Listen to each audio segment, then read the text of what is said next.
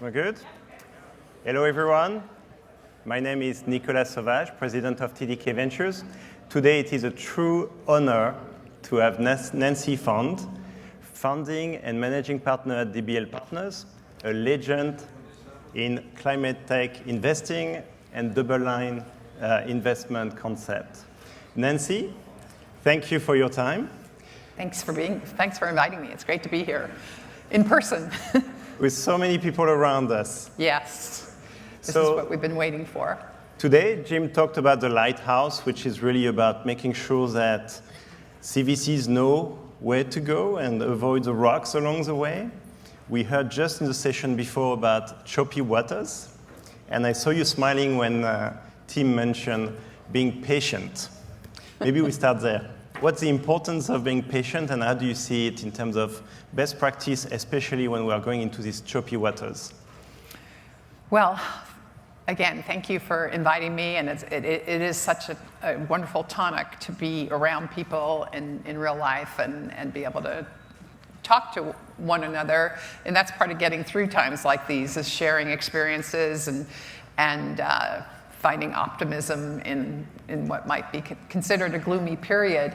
I would say that in terms of patience, in any firm, you've got the senior people, you've got the junior folks, and obviously your younger colleagues haven't been through this. And so, there is a bit of having to pull people off the edge and encourage people to stay calm and point to the fact that if you are patient, if you are nimble, if you do keep your eye on the long term, that in these periods of tumult, many of our best companies have been born. You saw Tesla and SolarCity in our portfolio. Google. Many of these companies really had their beginnings in down economic times, et cetera, et cetera. So I think there is that proverbial lighthouse to steer people toward a future where they are able to navigate today and still live to fight another day tomorrow. And I think it's our job as senior people that have lived through these cycles to point the way and make sure that we are patient, but also infuse some optimism in the picture, because it can be a bit overwhelmingly doom and gloom. And in our last conversation, we talked about being patient, the sense of purpose, but also being impatient, the sense of urgency. Let's talk about clean tech, of course, but there are many topics that need urgent action. As the market is uncertain, how do you see this trade-off between being patient and impatient?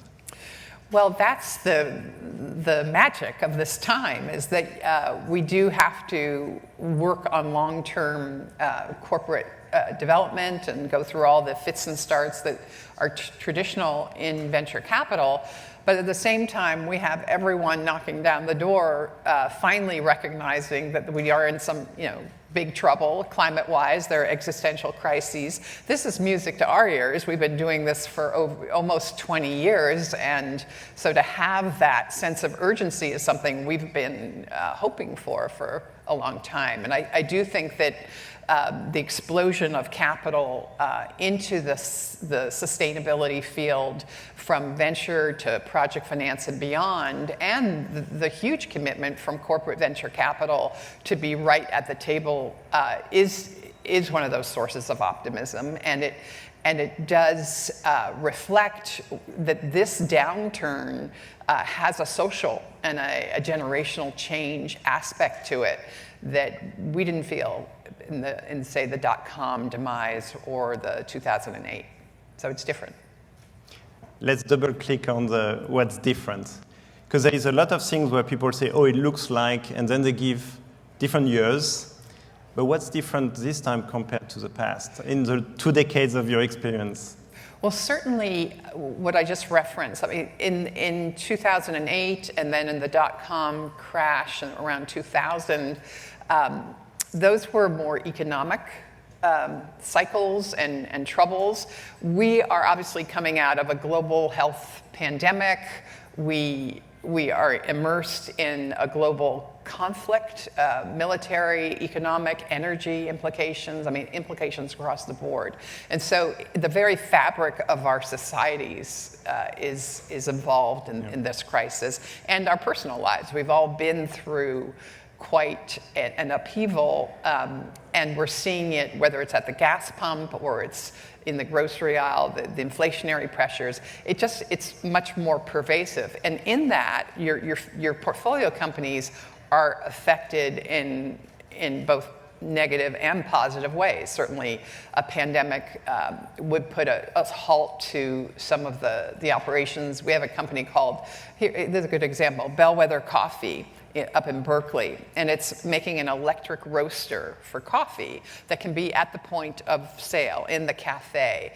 And one thing when you have all these coffee breaks here, one thing you may not know is that your morning cup of coffee is a cup of carbon. There's a huge carbon footprint to coffee, and I don't want to make anyone feel guilty because there are ways to fix that. And one of them is to take the natural gas hub and spoke method of roasting coffee and replace that with distributed electric roasters, and that's what Bellwether does. And so during the pandemic, of course, a lot of cafes were shut, and so our sales were affected. And so what we did is, well, let's move right to version 2 of this roaster, get it cheaper, quieter, faster, and be ready for when cafes open again. And one of the benefits of roasting on site, it's not just the carbon footprint is reduced, but the coffee tastes better. If you are aficionados of coffee, you know that the fresher the roast, the more expert the roast, the better the cup of coffee. And so when we were making those decisions to not focus on sales during the pandemic and to focus on getting the product right, we are now being rewarded because people do want to come back to a cafe and get their roast, but they want to know that they're doing something better by reducing its carbon footprint, paying the growers of the coffee better, which this firm does as well. But turning to the question of what's different, one thing we didn't anticipate is what happened at the very first day of the war, of the conflict back in February. I happened to be at the headquarters of Bellwether, and we were entertaining a regulatory official because there's a whole movement that many of you know about, moving away from the use of natural gas in cities towards toward a cleaner building infrastructure. And so while we were there talking to this regulatory official, the website for Bellwether had just been upgraded, and all of a sudden we got all of these inquiries from Germany, and we're just a little company. We haven't really sold internationally yet, and again, we're just on our version 2 roaster that just is coming into the market. We're like, why are all these cafe owners pinging us from Germany? And so as we deconstructed it, we saw on that first day of the war, they saw that their natural gas supply could be reduced and that was a threat to their business because they depend on natural gas roasters for their coffee bean. And so this is a portrait of the future, really, is that these global conflicts, especially when they involve some of the existential threats around us, such as climate change, all of a sudden create both troubles for companies in terms of no customers during a pandemic, but also immense opportunities. Here this company is now catapulted into an international market much sooner than it would have been because of the fact that a whole continent is at risk in terms of its natural gas supply. Really a golden nugget about the immense opportunities that crisis can create. So you mentioned about what's different. Now, what is the same from what you've seen in the past, which could be helpful for our community to know how to stay the course or maybe to adjust? Well, I would say that having been here this morning and listened to some of the discussions, certainly the attention to cash burn and to hiring and to moving towards profitability, I think that is a dose of medicine we can all take and be better off for it. What I would say I'm looking for, which actually there was something, is a bold moment, because it seems to me that in previous downturns, you've seen corporations and entrepreneurs take risks or do things that are surprising. I'll give you a pretty famous example from our portfolio, but one I saw today, which I didn't see coming, is Kellogg. I don't know if Kellogg Ventures is here, but splitting itself into thirds and spinning out and creating a plant-based company, for plant-based food company. I mean, I think that's a pretty bold move. Again, it's where our future is heading. It reflects the generational change, the climate orientation that I talked about a few minutes ago. So I think bold moves do come out of this time because in some ways you have less to lose. And the famous example from our portfolio in the 2008 downturn is, of course, Tesla, where in that period it was where we hadn't really developed the Model 3 yet. We didn't even have a factory. It was extremely difficult to raise money from any source for that company. And insiders had to come out and there were all, I mean, it's chronicled pretty well, but it was a life or death situation for that company at that time. And then what happened is that Daimler famously came in and made, in retrospect, and even at the time, a pretty bold investment in the company. It was the same time that the U.S. loan program was doing its due diligence. And that investment, I think it was either 2008, 2009 maybe, really saved, that process, helped Tesla turn the corner, go from no capital, no one believing that electric vehicles would ever be successful, to being able to build that car, get that plant, and eventually, obviously, go public in 2010. So I do think that these downturns bring out the creativity, the boldness, as much as they bring out our angst and kind of confusion for what should be the next step. And so I encourage, it's much easier said than done, but having lived through these near-death experiences, it should be a part of everyone's conversation. Kind of how can we be bold in a time where we are threatened on many levels? This is very inspiring. Be bold. We are all inspired by DBL Partners through your double bottom line. Can we go back in history about 20 years ago when you started, how this conviction that double bottom line would work and why we should actually double down today on this concept? Sure. Well, I'm just thinking in this audience, we were sort of a product of a corporate venture fund because our first fund was when we were part of JP Morgan, who was one of our first LPs as well as part of the GP. And so it was at a time that the fractures within our society were just beginning to be felt in terms of the haves and the have-nots, which of course is now a full-blown social crusade that affects us in various ways. But back then, it was clear in the Bay Area, and back then, by that I mean the early 2000s, that the tech revolution was leaving some people behind. And so our fund was really, one of its first missions was to broaden the opportunity, allow the benefits of the entrepreneurial economy to extend to everybody, and not just Menlo Park and Palo Alto and the places that obviously were the poster child for the tech revolution. And so it was, again, a bold move. It was something that was very controversial because there was a bias at the time that if you gave up your maniacal focus on financial return and infused some other criterion like social impact or environmental improvement, that you would really erode your ability to make your investors money. That was the belief at the time. And as I'm talking about this, the corporate venture capital world has this answers to strategy and return and different recipes, but it wasn't dissimilar from what you all face on an ongoing basis. And you have obviously proved that this is something that's vital. While it may not be a big number on your income statement. It's vital to the strategy and the future of the corporation. So in some ways, what we did was apply that philosophy to society and to investing.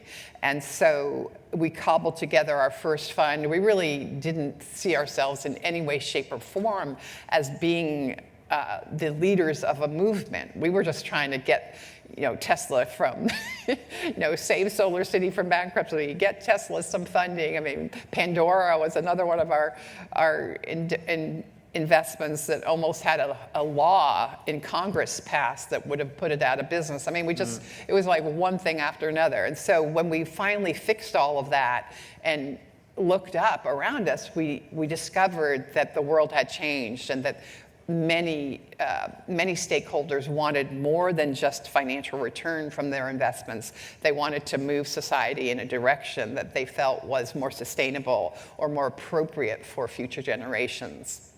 And so I think today we're mainstream, and it's happened in less than 2 decades, and I think it's here to stay. At the same time, I think we're just getting started. There's a lot to do. Very nice. And this morning we heard many times it's not about strategic or financial, it's strategic and financial.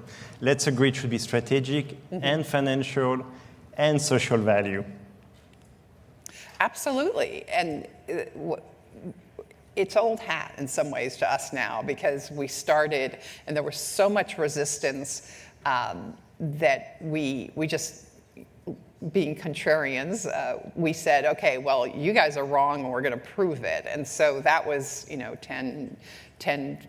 15 years ago. And so today, to not do that is really to mortgage your future, we believe, because the generational change that we're seeing, I mean, I'm sure many of you are parents of either millennials or Gen Zers. You have no choice. I mean, you're not able to hire people, young people, like bright, energetic next-gen employees without paying attention to the importance of the double bottom line, the society meeting investment, or society meeting the needs of corporate activity. And so it's not a nice to have at this point. It went from being heretical to nice to have, and now it's a must have in order to be competitive going forward. And I think that Kellogg's split is a good example of that. I mean, this is not some new company. Kellogg's has been around, one of our oldest U.S. companies in the food space. I just see this as a sign of things to come. Very nice. You basically have the top of CVCs here. What's your one ask to them? Jump in. I mean, as you are. I mean, but do it in a way that moves the needle. When Daimler came into Tesla, it was a big check. It was a big splash, and obviously the two are now competitors. But that was not something to stop the investment at that time. And so when I think about corporate venture capital, and we work with so many great firms and companies throughout our portfolio, I would say, jump into stuff earlier. And for example, natural climate solutions we have a practice there. Look at the impact that wildfires and increasing weather disasters are having. And what about insurance? And how is that, if we could develop better technologies to deal with climate disasters, which we are, and there's been a drought of innovation there, wouldn't that affect financial and insurance companies? That's just one example. Yep. So I do think that taking the early path and working when it's not obvious that the solution is going to be successful, I think that's where you get the biggest reward. And so I would encourage people to look at what firms, and the good news, there are so many firms like ours now, but look at what we're doing that isn't just another solar panel or another charging station or something that's great but not cutting edge as it used to be, and go for those newer areas. it's another golden nugget, and the not obvious, and you mentioned contrarian view. And here I want to maybe challenge the audience, because when the market is uncertain, maybe there's a tendency to go to the obvious, to the safe. How would you inspire us to go actually for the not obvious, continuing to build conviction towards a contrarian view? So in the previous panel, one of the gentlemen mentioned that we're experts, we do this well, it's a 12-year horizon, so give us the time. And so 12 years, we have the time, we have the luxury, the privilege in this job of venture capital to look beyond the near term and to look at fundamental change, structural change, corporate change, societal change, because that's what that's how we're paid. And so I think that if we succumb to the short-termism, we're not going to be able to make an impact across any of the variables upon which we're compensated. And I mean, that's just a self-interest view. But more importantly, we're not going to be able to leave that legacy for those that come after us, that this is really not just a tool for corporations to develop their next generation products and services, but it really is more than that. This is a tool, a foundation for a future in which we all can thrive. Ladies and gentlemen, please give a big round of applause to Nancy. Thank you.